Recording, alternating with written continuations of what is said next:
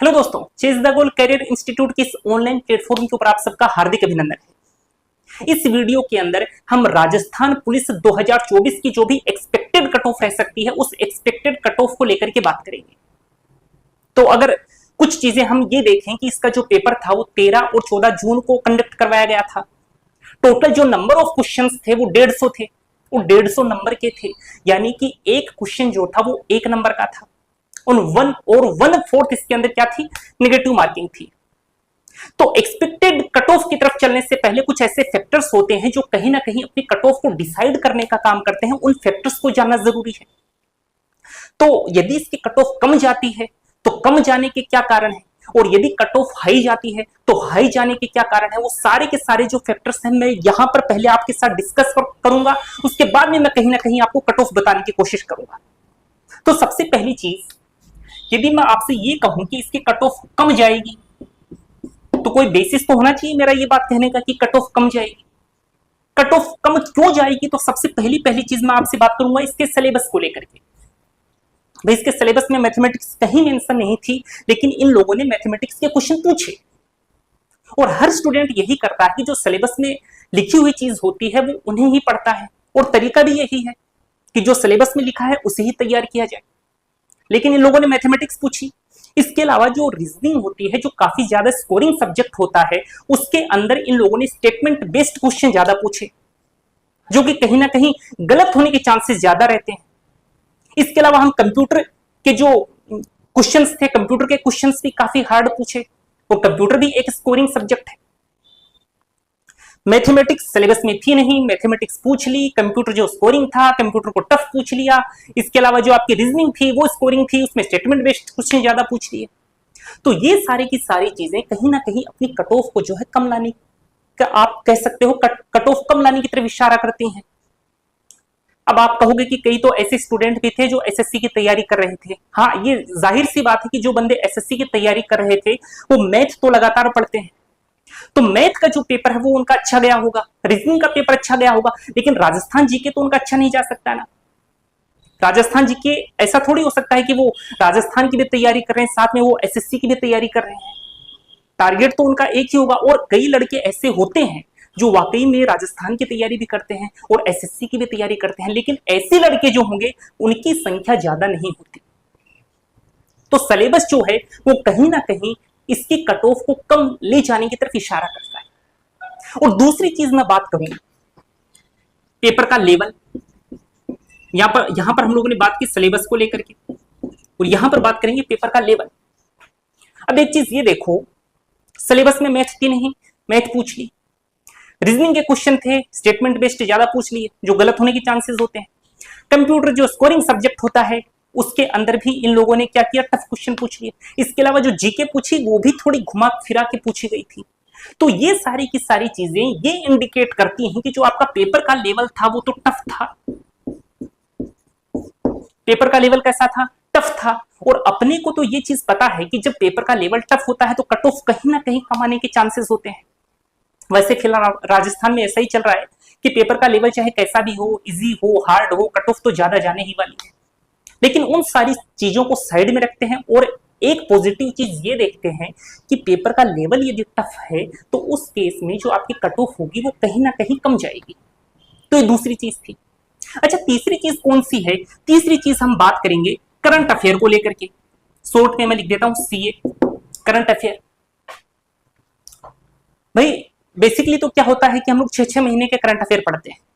जैसे अपने हम लोग राजस्थान के एग्जाम्स की तैयारी करते हैं तो 6 महीने का हम ऑल इंडिया करंट अफेयर पढ़ेंगे और 6 महीने का हम राजस्थान करंट अफेयर पढ़ेंगे। कुल मिलाकर के 1 साल का करंट अफेयर आपका हो गया। फिर यदि आप 1 साल का करंट अफेयर पढ़ते हो तो 1 साल का आप राजस्थान का करंट अफेयर पढ़ोगे, 1 साल का आप ऑल इंडिया करंट अफेयर पढ़ोगे। तो कुल मिलाकर आपने 2 साल के करंट अफेयर पढ़ दिए। और यहां पर तो जो करंट अफेयर था वो भी पुराना पूछा गया, यानी कि आपको तकरीबन 2 से 3 साल के करंट अफेयर पढ़ने पड़ेंगे। तो कोई समझ लो कि एक नोट्स की मोटी कॉपी हो जाएगी आपकी। करंट अफेयर को रिवाइज करते करते केवल और केवल आप करंट अफेयर ही रिवाइज करते रह जाओगे। इतना पुराना इन लोगों ने करंट अफेयर पूछ लिया। अच्छा, करंट अफेयर पुराना पूछा तो ये बात मान करके चलो कि हर बंदा उस करंट अफेयर को अटेम्प्ट नहीं कर सकता। भाई अपने पास इतने सारे सब्जेक्ट हैं, उन सब्जेक्ट्स को भी अपने को पढ़ना है, ऐसा तो है नहीं कि केवल करंट अफेयर ही अपने को पढ़ने हैं। तो कहीं ना कहीं जो करंट अफेयर जो पूछी गई है वो भी इसकी कट ऑफ को कम ले जाने की तरफ इंडिकेशन देती है कि इसकी कट ऑफ जो है वो कहीं ना कहीं थोड़ी कम जा सकती है। अच्छा, चौथी चीज की बात करें, चौथी चीज आपकी CBT based exam, computer based test, ये भी कहीं ना कहीं आपकी कट ऑफ को कम ले जाने की तरफ रिस्पॉन्सिबल है।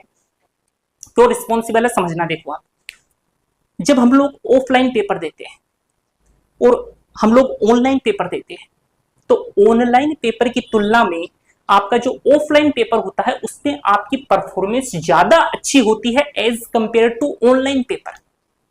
कैसे अच्छी होती है, देखो एक एग्जांपल के थ्रू मैं आपको बताता हूं। मान लो कि कोई रीजनिंग का क्वेश्चन है, कोई सिटिंग अरेंजमेंट का क्वेश्चन है, पेपर ऑफलाइन होगा तो पूरा का पूरा जो क्वेश्चन है वो अपनी आंखों के सामने होगा, क्योंकि उसमें स्टेटमेंट क्या होते हैं, थोड़े बड़े बड़े होते हैं। और आपने वही पेपर यदि कंप्यूटर स्क्रीन पर आप ऑनलाइन टेस्ट दे रहे हो तो आपको क्या करना पड़ेगा कि जो एक स्क्रीन में तो वो पूरा का पूरा क्वेश्चन आएगा नहीं, आपको स्क्रॉल करना पड़ेगा, तो ऊपर वाले स्टेटमेंट जो है कहीं ना कहीं आप मिस कर जाओगे या भूल जाओगे। फिर नीचे वाले स्टेटमेंट पर आओगे, नीचे वाले स्टेटमेंट देखोगे, फिर वापस ऊपर वाले पर भागोगे, तब तक नीचे वाले स्टेटमेंट भूल जाओगे। तो कहीं ना कहीं आपको पेपर की हेल्प लेनी पड़ेगी, आपको कुछ चीजें ऐसी हैं जो पेपर पर राइट डाउन करनी पड़ेगी, यानी कुछ टाइम तो आपका उधर निकल ही गया लिखने के अंदर। जबकि ऑफलाइन पेपर के अंदर हार्ड कॉपी अपने को मिलती है तो सारी की सारी चीजें हम उसी पेज के ऊपर इंडिकेट कर सकते हैं। और इसके अलावा कई सारे स्टूडेंट ऐसे होते हैं जो केवल और केवल ऑफलाइन पेपर ही उन लोगों ने दिए होते हैं, भले ही वो पढ़ने में कितनी भी अच्छे क्यों ना हो, लेकिन उन लोगों ने केवल ऑफलाइन पेपर ही दिया होता है, ऑनलाइन पेपर देने के वो आदी नहीं होते। तो जैसे ऑनलाइन पेपर में बैठेंगे तो कहीं ना कहीं उनकी परफॉर्मेंस क्या हो जाती है, थोड़ी डाउन हो जाती है। यानी कि जो कंप्यूटर बेस्ड टेस्ट है, जो आपका ये ऑनलाइन पेपर था, उसके कारण भी आपकी कट ऑफ कहीं ना कहीं थोड़ी कम जा सकती है। तो ये चीजें तो ये मैंने यहां पर लिखी जो कहीं ना कहीं आपकी कट ऑफ को कम ले जाने के लिए रिस्पॉन्सिबल है। तो यहां पर हमने पहली चीज देखी कि यदि कट ऑफ कम जाती है तो कम जाने के रीजन क्या क्या हो सकते हैं, और यदि कट ऑफ ज्यादा जाती है, यदि कट ऑफ क्या होती है, ज्यादा जाती है, तो ज्यादा जाने के भी कुछ ना कुछ फैक्टर्स तो होंगे। तो इसमें समझ लो केवल आपका एक ही फैक्टर होता है जिसके कारण आपकी कट ऑफ ज्यादा जा सकती है, और वो है कि आपका पेपर कितनी ईमानदारी से हुआ है। यदि पेपर ईमानदारी से हुआ है तो जो कट ऑफ है वो कहीं ना कहीं आपको कम देखने को मिलेगी, और पेपर ही इस तरीके से हुआ है कि कहीं से पेपर लीक हो गया है या फिर डमी कैंडिडेट्स ज्यादा अमाउंट में बैठ गए हैं, तो फिर आप कह सकते हो कि जो कट ऑफ जो है वो कहीं ना कहीं थोड़ी ज्यादा जाएगी। तो ये दो फैक्टर ऐसे थे जिसके बेसिस पर मैंने आपको कट ऑफ कम या ज्यादा जाने की तरफ इंडिकेशन दिया कि कट ऑफ कम जाएगी तो क्यों जाएगी और ज्यादा जाएगी तो क्यों जाएगी। तो एक बार हम इस चीज को तो एलिमिनेट कर देते हैं कि पेपर लीक या फिर डमी कैंडिडेट्स हम मान करके चलते हैं नहीं बैठे होंगे पेपर में। तो केवल और केवल जो चीजें अपने सामने ये वाली हैं, इन्हीं फैक्टर्स के बेसिस पर हम जो कट ऑफ है, एक्सपेक्टेड कट ऑफ है, उस एक्सपेक्टेड कट ऑफ को आपके सामने बताने की कोशिश करेंगे। तो दोस्तों जो आपकी कट ऑफ बनेगी वो डिस्ट्रिक्ट वाइज कट ऑफ बनेगी। यहां पर मैं आपको एक कंबाइंड कट ऑफ बताऊंगा, क्योंकि डिस्ट्रिक्ट वाइज यदि कट ऑफ बताएंगे तो वीडियो काफी लंबा हो जाएगा। तो मैं आपको एक कंबाइंड कट ऑफ बताऊंगा कि जो आपकी कट ऑफ है वो कहां से कहां तक जा सकती है। और यदि आप यहां पर जो मैं कट ऑफ बताऊं उसके अंदर यदि आपके नंबर आ रहे हैं तो लगभग आप सभी डिस्ट्रिक्ट से अपने आप को सेफ मान सकते हो। लेकिन ऐसा नहीं है कि गारंटेड यही कट ऑफ जाएगी, हो सकता है कट ऑफ इससे ज्यादा चली जाए, हो सकता है कट ऑफ इससे कम भी आ जाए। ये केवल और केवल एक एक्सपेक्टेड कट ऑफ है, एक अनुमानित कट ऑफ है। जैसा जूनियर अकाउंटेंट भर्ती परीक्षा में हुआ, सीईटी के थ्रू कैंडिडेट्स ने पेपर दिया था, पेपर का लेवल टफ था, उसके बावजूद भी जो कट ऑफ थी वो काफी ज्यादा चली गई थी। ऐसा इस सूचना सहायक भर्ती परीक्षा में हुआ, जब अधीनस्थ बोर्ड ने रिजल्ट जारी किया उस केस में जो एक्सपेक्टेड कट ऑफ थी, उस एक्सपेक्टेड कट ऑफ की तुलना में जो बोर्ड द्वारा जारी की गई कट ऑफ थी वो काफी ज्यादा थी।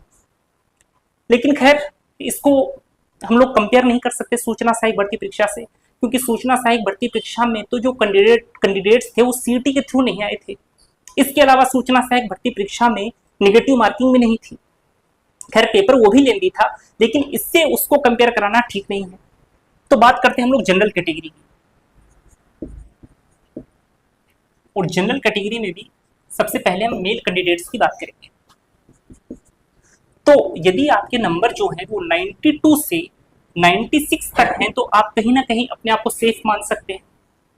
इसके अलावा यदि हम ईडब्ल्यूएस कैटेगरी की बात करें तो 86 से 90 नंबर। अच्छा, आपने सोशल मीडिया के ऊपर एक चीज और सुनी होगी, कई लोग ऐसा कह रहे हैं कि इसकी जो कट ऑफ है वो 115 प्लस निकल जाएगी या 120 प्लस निकल जाएगी। तो ये सारी की सारी चीजें जब एक स्टूडेंट के माइंड में आती हैं जिन्होंने ये पेपर फाइट किया है, तो ये जाहिर सी बात है कि उनके मन में एक निगेटिव थॉट तो आता है कि यार कट ऑफ इतनी ज्यादा कैसे बता रहे हैं, जबकि पेपर का लेवल तो काफी टफ था। तो जो बंदा सीईटी क्वालिफाई करके आया है, जो ऐसे पेपर को फाइट कर रहा है, तो ये बात तो तय है कि वो कहीं ना कहीं मेहनत करने वाला बंदा तो है। तो एक मेहनत करने वाले बंदे को ये पता होता है कि यार इसकी कट ऑफ जो है वो कहां तक वेरी कर सकती है। तो 115 प्लस कोई बोले, 120 प्लस बोले, तो इन सारी चीजों को सुन करके अपने माइंड को कभी भी डिमोटिवेट नहीं करना है। ठीक है दोस्तों, हमेशा पॉजिटिव रहना है। अब देखो, जो ईडब्ल्यूएस कैटेगरी की कट ऑफ है 86 टू 90, ऐसे ही यदि हम ओबीसी कैटेगरी की बात करें तो जो आपकी कट ऑफ है वो 89 टू 93। ऐसे ही यदि एमबीसी कैटेगरी की बात करें उसकी जो कट ऑफ है वो 85 से 89। एससी कैटेगरी की बात करें तो 82 से 87 नंबर। इसके अलावा एसटी कैटेगरी की बात करें तो 80 से 85। और जो विमेन्स हैं उनको क्या करना है कि जितने भी ये कैटेगरीज हैं उनके अंदर मेल कैंडिडेट्स की तुलना में वो 4-5 नंबर कम कर देना, तो उस हिसाब से उनकी कट ऑफ हो जाएगी।